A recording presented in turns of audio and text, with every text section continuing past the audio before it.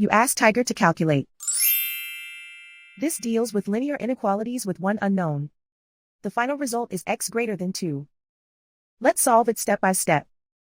Group all constants on the right side of the inequality. Subtract 9 from both sides.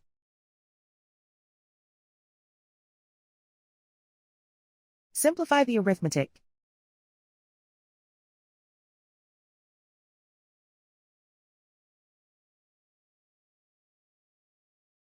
Isolate the x. Divide both sides by 6.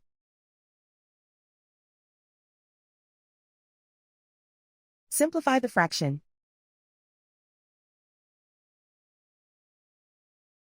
Find the greatest common factor of the numerator and denominator.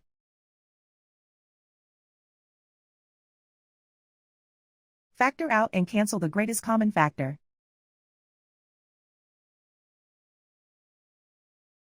Plot the solution on a coordinate grid. And so the final result is x greater than 2.